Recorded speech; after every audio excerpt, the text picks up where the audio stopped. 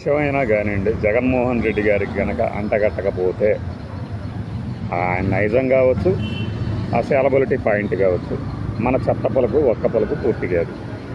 అందుకు ఉదాహరణ రాత్రి పలికిన పలుకు, ఉదయం అచ్చొత్తిన అలుకు. ఈ క్రమంలో అసలు నేపాల్లో అరాచకానికి, వైఎస్ వివేకానందరెడ్డి మర్డర్ కేసుకి ఎలా ముడిపెడతాడు. అదే చాకచక్యం అంటే. ఇలానే మేము కూడా ప్యాకేజీలు రాస్తూ ఉంటాం. 2-3 ఇన్సిడెంట్లు కలిపి ఒక లింక్ని పెట్టేసేసి అబ్బా 3 ఒక దాంట్లో ఇరికిచ్చేసాంగా అనుకుంటాం. ఇప్పుడు ఈయన కూడా, కాకపోతే మనము నేపాల్ గురించి ప్రస్తావించుకున్న వీడియోలో మన ఫిలాసఫీ ఏంటి, ఇతరుల ఫిలాసఫీ ఏంటి, ఇతర దేశాల ఫిలాసఫీ ఏంటి అనేది చెప్పాం. మీకు గుర్తుండే ఉంటుంది.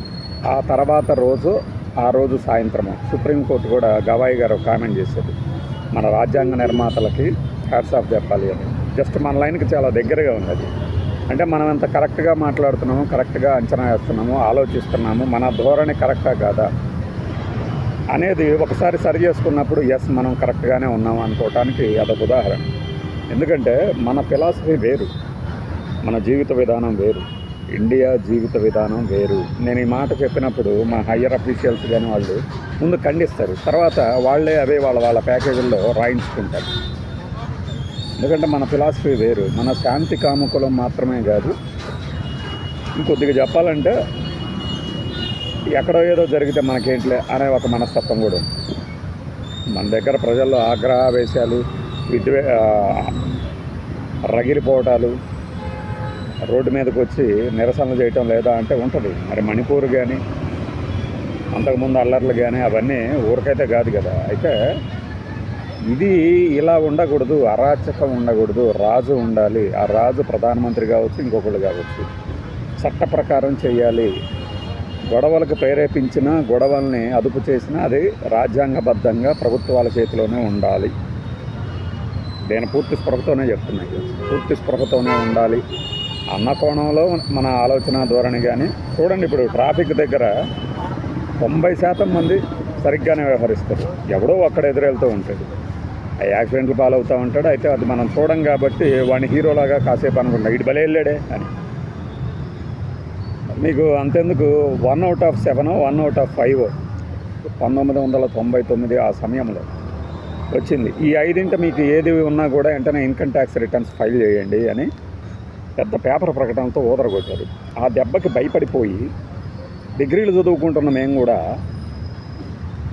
వెంటనే పరిగెత్తుకుంటా ఇన్కమ్ ట్యాక్స్ ఆఫీస్కి వెళ్తే, ఎందుకయ్యా ఎంతమంది వస్తున్నారు మీరు, అసలు ఎవరు వస్తారు మీ జోలికి, అంత మనుషులు ఎవరున్నారేడా, ఒక్కొక్కళ్ళ దగ్గర టెలిఫోన్ ఉంటే వచ్చేసి ట్యాక్స్ కట్టలేదు నువ్వు, ఇన్కమ్ ట్యాక్స్ రిటర్న్ ఫైల్ చేయలేదు అని చెప్పేసి ఎవరు వచ్చి చెక్ చేస్తారు అన్నాడు ఆయన. ఆ దెబ్బతో మాకు కళ్ళు తెరుచుకున్నాయి. అదొకటే కాదు, కొత్తపల్లి సుబ్బారాయుడు గారు విద్యుత్ శాఖ మంత్రిగా ఉన్నప్పుడు, నేను కాస్త చరిత్ర చెబుతున్నా బోరు కొడుతున్నాను, విద్యుత్ శాఖ మంత్రిగా చంద్రబాబు నాయుడు గారు ముఖ్యమంత్రిగా ఉన్నప్పుడు హార్స్ పవర్ని బట్టి, లేదంటే నాకు గుర్తుంది మరి హార్స్ పవర్ ఏదో మీటర్ కెపాసిటీ బట్టి మీ ఇంట్లో ఇంత డిపాజిట్ కట్టాలి, లేకపోతే ఎక్స్ట్రా ఉంటే అని చెప్పేసి ఒక ప్రకటన చేశారు.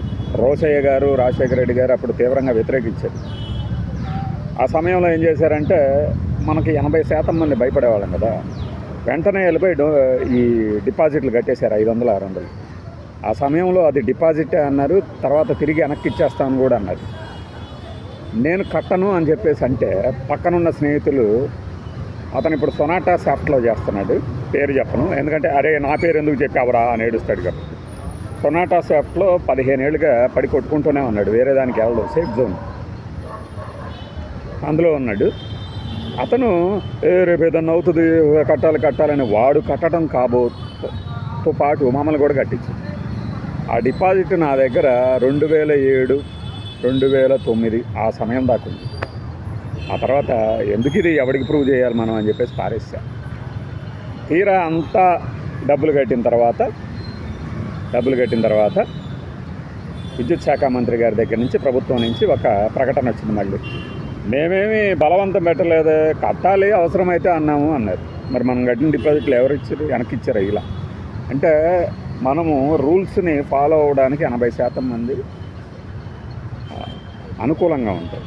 క్యూ లైన్లోనే టికెట్లు తీసుకుంటాం, క్యూ లైన్లోనే వెళ్తాం 80% మంది, ఇంకా మాట్లాడితే 90% మంది కూడా.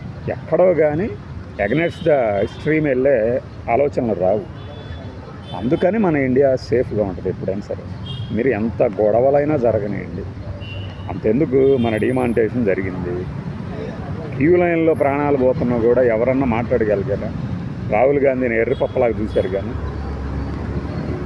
మరి కరోనా టైంలో మనం ఏం చేసాము, ఆయన వచ్చేసి పళ్ళేలు కొట్టంటారా బాబు అంటే కొట్టాము. ఇంకా దానికి పెద్ద తీసేసి కూడా 14 రోజులు ఎందుకు, 21 రోజులు ఎందుకు అంటే దానికి తీసేసి కూడా, దానికి అలా ఉంటుంది, అందుకని ఇలా ఉంటుంది, అలా ఉంటుంది. ఇంకొక ఆయనేమో చాలా కామెడీగా ఎన్ని వేల కోట్లు ఖర్చు అయినా సరే తెలంగాణ గడ్డ మీద కరోనాను అడుగు పెట్టనీయం అనేది.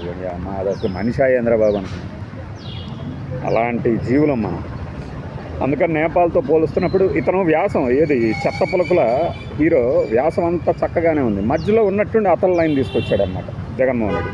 నేపాల్లో అరాచకం అసహనం ఎందుకు అన్నప్పుడు ఆలస్యంగా అందుతున్న సమాచారం ప్రకారం నేపాల్ మంత్రి ఒకరు ఒక బాలికని ఢీకొట్టి కారుతో వెళ్ళిపోతుండగా కాన్వాయ్ ఆపలేదు, తర్వాత డ్రైవర్ని అరెస్ట్ చేసిన వెంటనే బెయిల్ వచ్చింది. అందుకని ఆగ్రహావేశాలు ఎక్కువైనాయి. ఇలాంటి సంఘటనలు మనకి అంతెందుకు బాంబాయిలో ఒక ఫెరారీ కాదంట పోష్కి కారు ఓనరు ఇలానే ఢీకొట్టేసి వెళ్ళిపోయి తర్వాత సాక్ష్యాలను తారుమారు చేయడానికి జడ్జిలు కూడా సహకరించారంట. అయినా కూడా మనం తిరగబడలేదు. ఈ వ్యాసం ఇలా ఈ 6.5 కావుల వ్యాసం ఇలా సాగిపోతూ ఉండగా సడన్గా న్యాయ వ్యవస్థ జగన్మోహన్ రెడ్డి అంటూ తీసుకొచ్చి అసలు కొంతమంది బెయిల్ మీద ఉన్నారు. 3 నెలలు అంటున్నాడు ఆయన. ఏంటో మరి అది 3 నెలలు కాదు 30 రోజులు కదా చెప్పింది. 30 రోజుల పాటు జైల్లో ఉంటే వెంటనే పదవులు పడతాయని. ఏమైనా మరి 3 నెలలని రాసుకొచ్చాడు. బహుశా ఆయన దగ్గర ఎక్కువ సమాచారం ఉండాలి, లేకపోతే అసలు 3 పక్కన 0 బదులు ఎవరో రాసి ఉంటారు. అలా ఉన్నప్పుడు మరి అసలు జగన్మోహన్ రెడ్డి గారు అయితే ఇంకా బెయిల్ మీద ముఖ్యమంత్రి కూడా అయ్యారు.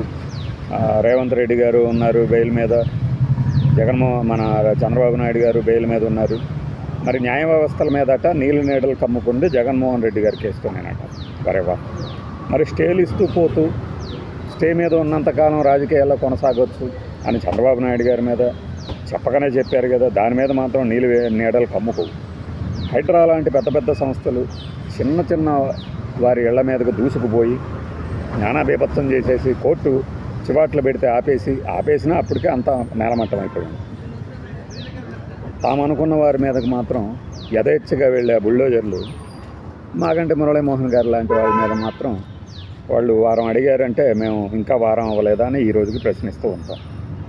ఏంటంటే ఇంకేదో సమాధానం చెప్తాడు. వాళ్ళు కోర్టుకు వెళ్ళారు, అదేంటంటే రక్షణ, ఇదేంటంటే ఎందుకు ఇవన్నీ, అందుకు మీరు కోల్చడానికి వెళ్ళినప్పుడు వాళ్ళు టైం అడిగారని మీరే చెప్పారు. ఇప్పుడు టైం కాదు అని ట్విస్ట్ చేస్తే ఎలా కుదురుతుంది? అంచేత చట్టాలు న్యాయాలు ఇవి న్యాయం కాదు, ఇది చట్టం కాదు. కేవలం జగన్మోహన్ రెడ్డి మీద ఉన్నటువంటి కేసులు విచారణకు రాకపోవటమే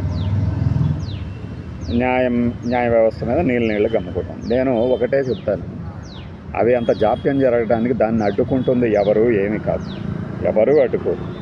దాన్ని అడ్డుకుంటుంది ఆ విచారణ వ్యవస్థే. ఎందుకంటే గొప్పగా ఒక గదులు నిండుగా మేము అభియోగ పత్రాలు దాఖలు చేశామంటే పవన్ కళ్యాణ్ దాని గురించి ఏదో పెద్ద ప్రచారంలో చెప్పాడు కదా.